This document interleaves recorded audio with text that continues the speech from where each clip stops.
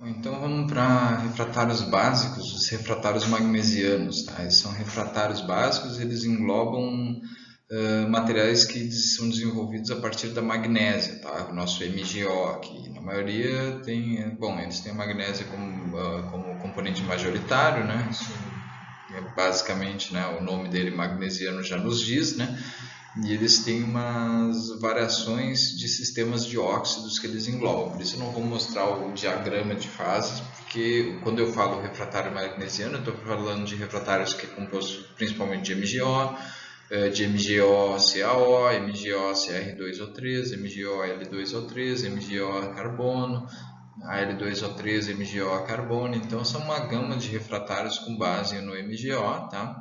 É, e a razão, em razão dessa diversidade, é um campo extenso de aplicações. Então, como eu tenho uma vasta gama de diferentes composições, obviamente eu também tenho uma vasta gama de diferentes aplicações, indo desde forno de calcinação e cimento, tá? Então, forno para calcinação e forno de cimento, normalmente o equipamento é bem semelhante, tá? Inclusive dá para fazer com os mesmos equipamentos, tá?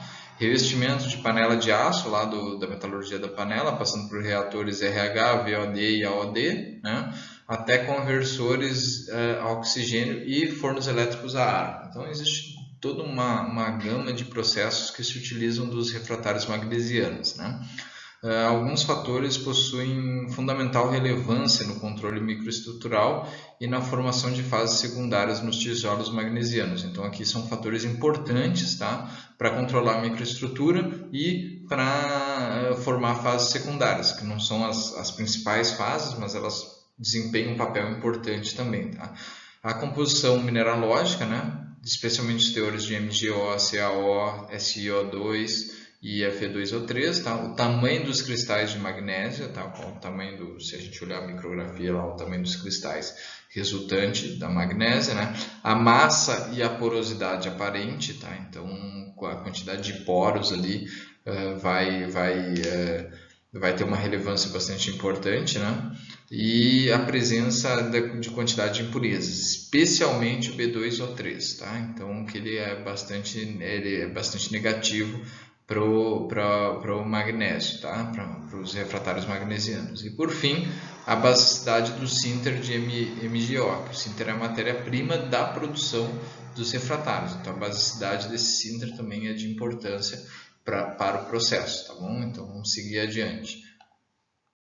Bom, vamos continuar aqui. Os tijolos magnesianos, normalmente eles possuem pequenas quantidades de impurezas provenientes das matérias-primas, tá? Algumas, inclusive, elas são adicionadas intencionalmente, tá? Como a sílica, a alumina, a hematita, né? O óxido de ferro, aqui é Fe2O3, a cromita, ou melhor, Cr2O3, a avustita, que é o FeO, e a cálcia, né? CaO. Elas proporcionam, elas estão ali, né? Essas adições extras aqui, elas têm o intuito de fazer fases ligantes, que seriam como se fossem fases que vão cimentar o meu refratário, né? E elas são principalmente silicatos desses compostos aqui, desses óxidos. Então, normalmente esses refratários magnesianos eles possuem esses compostos, tá? Uma das grandes fraquezas desses refratários é a capacidade de reação com a água, então ele é muito sensível à água, tá? Esse processo de hidratação das matérias-primas, a magnésia e a doloma, né, que são as principais matérias-primas, né, deve ser controlado e sincronizado com o fluxo fabril, a demanda e rotatividade das matérias, tá? Então, o que acontece? O que eu quero dizer assim, demanda e rotatividade das matérias-primas? A gente tem que fazer um processo onde eu não deixe as minhas matérias-primas ao ar, porque o nosso ar sempre carrega um pouco de água e essa água ela vai acabar, todos esses materiais que a gente está falando aqui, eles tendem a absorver a água naturalmente, tá? Tu não precisa molhar eles para eles absorverem água. Só tendo água no ambiente, eles são higroscópicos, eles absorvem a água. Então, porém, para evitar, né, que esses materiais eles sofram essa questão, sofram hidratação, tá? É importante que eu deixe ele num período de armazenamento, aguardando a nova etapa de processamento o mínimo possível, tá? Então aqui vamos continuar. Porém, quando há a formação do carbonato hidroxilado de magnésio na superfície do sínteres de magnésio, que é uma camada protetora superficial, tá? O processo de hidratação do sínteres de magnésio é minimizado, não causando problemas relevantes à qualidade do produto. Então, quando eu consigo formar ali um produto, um carbonato, esse carbonato na superfície do magnésio, a gente tem, do sínteres de magnésio, a gente tem como se fosse uma camada, uma barreira à corrosão ali. Se vocês já viram algum professor falando, eu sei que vocês ainda não viram corrosão, mas algum professor falando de uma das métodos de proteção à corrosão é tu formar um produto na superfície do meu material que impede que, por exemplo, a água chegue e entre em contato com o meu material. Então tu forma uma casca desse carbonato hidroxilado aqui, de magnésio, e ele impede que a água acesse os compostos que são suscetíveis à água. Então é uma coisa, uma estratégia bastante interessante ali para proteger os sínteres de magnésio, tá? Uma vez controlados os problemas de hidratação das matérias-primas durante o processamento fabril, tá? Controlado que a gente evite, né? Que haja contato entre a água, mesmo que seja a água da umidade do ar, tá? Ó, e aí o que eu falo, incluindo a estocagem, resta a manutenção e a proteção contra a umidade dos produtos finais. Então os produtos finais também têm esse problema, tá? Que devem estar protegidos e devidamente embalados. E aí tu resolve de uma maneira mais simples, né? Tu põe ele na caixa onde ele vai ficar sendo utilizado. Da caixa ele só vai sair para a aplicação final, né? Especialmente contra a exposição direta à água, tá? Então lembre que a água não é só a água da chuva ali, não é para deixar ele fora na rua, né? Que aí vai chover e vai molhar ele, mas é também impedir que a água do ar chegue nele. Por isso que tu embala as coisas. Na realidade, na nossa vida real, a gente guarda as coisas num pote dentro da geladeira para impedir que o ar de fora oxide. Essa coisa que a gente tá, é uma das razões pela qual a gente faz isso, tá? E aí ainda existem refratários queimados que têm uma necessidade de proteção adicional, que é a imersão em parafina e embalagem a vácuo com agentes higroscópicos para criar uma barreira contra a hidratação. Tem refratários que essa hidratação é mais crítica ainda, que a gente precisa de todas essas barreiras aqui contra a hidratação. Então é bastante importante você saber que em relação aos refratários magnesianos, eles são extremamente sensíveis à água, tá? E essa sensibilidade à água deles pode resultar em inutilizar o material, entendeu? Então a gente toma diversas providências, uma delas é evitar o tempo de armazenamento e estocagem, tá? Tentar criar aquele óxido, aquela barreira ali de carbonato hidroxilado que vai impedir que haja hidratação das partículas, tá? E por fim, também em alguns casos mais extremos, colocar submergir o material em parafina e colocar em embalagens a vácuo, entendeu? Então isso é uma situação bastante crítica e importante mencionar no caso dos refratários magnesianos. Bom, então durante a campanha dos refratários básicos, né, o controle como consequência dessa capacidade de hidratação excessiva desses materiais, tá? O controle de vazamento de água, de aplicação de reparos ao úmido ou mesmo prática de resfriamento forçado, né, quando tu coloca água para resfriar, tá? Devem ser cuidadosamente conduzidos a fim de evitar danos aos revestimentos, tá? Devido à hidratação deles. Então eu acabei de mencionar a enorme dificuldade que se tem em acondicionar esse material, né, de armazenar ele ou inclusive evitar armazenar ele para que ele não se hidrate, tá? Então depois que ele está em aplicação, é óbvio que eu tenho que evitar o máximo o contato com a água, mas a gente sabe que os nossos materiais, normalmente os minérios que vão ser utilizados, eles ou vêm de uma etapa de concentração ao úmido, lá vem de uma flotação, vem de um jig, de alguma coisa assim, e aí ele acaba vindo com umidade, entendeu? Ou ele vem de uma etapa de concentração, ou ele vem com umidade já naturalmente lá do depósito mineral de onde foi retirado, né? Porque só quero lembrar para vocês, o depósito mineral é a terra, né? Então tu vai cavar e fatalmente tu vai atravessar em algum lugar ali que tem uma umidade que é diferente de zero, tá? Então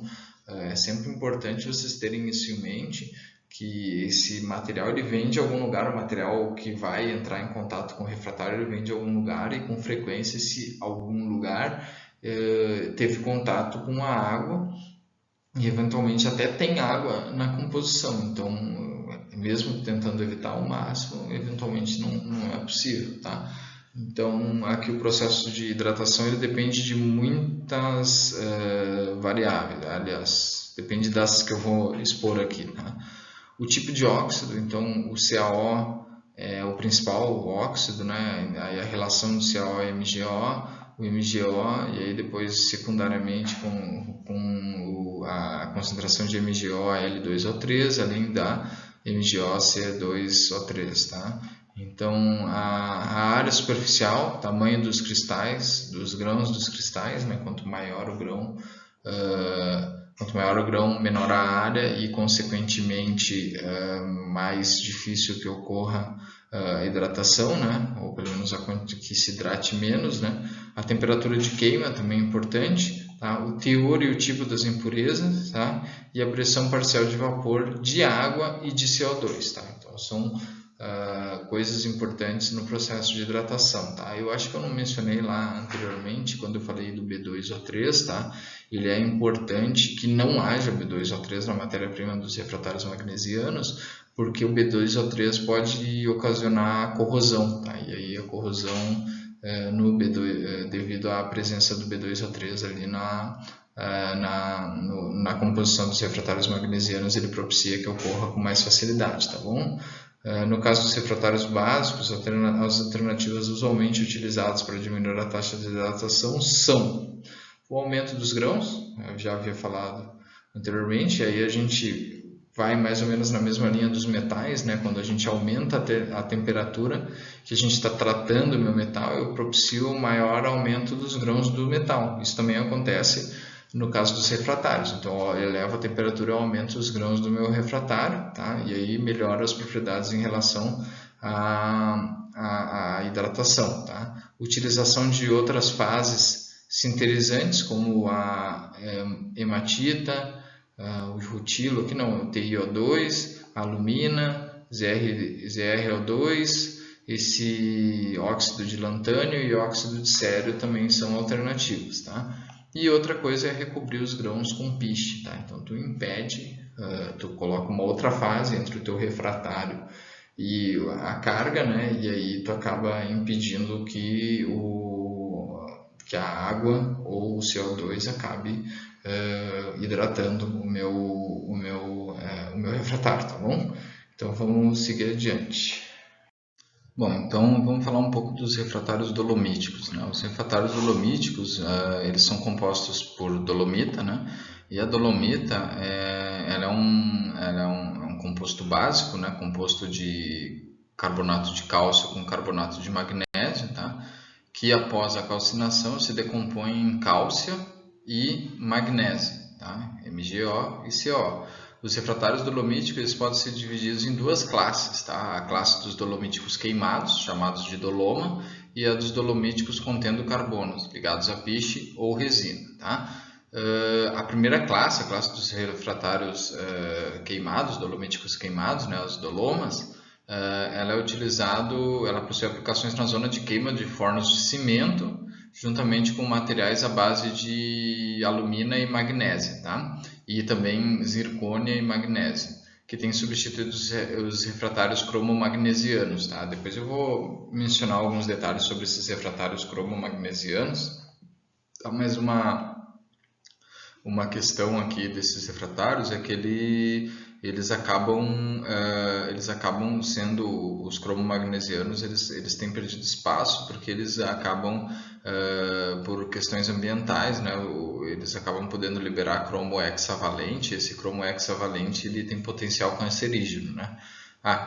Por sinal, eu acabei escrevendo isso aqui também aqui, tá? Então, devido a razões ambientais, os refratários dolomíticos vêm substituindo esses refratários cromomagnesianos, tá? E aí aqui está um diagrama do sistema o qual a gente está falando aqui, que mostra a faixa de composição entre magnésia e cálcio, onde a gente vê que, por exemplo, o ponto onde a gente vai ter sólido sempre aqui é até o ponto eutético de 2.370 graus, então a temperatura de fusão bem elevada aqui para a gente começar a formar as primeiras gotas de líquido, né? Então, se esse material for totalmente puro, a gente vai ter um bom ponto para trabalhar até em altas temperaturas, né? Então, vamos adiante ali que eu vou mostrar alguns outros detalhes sobre esses refratários.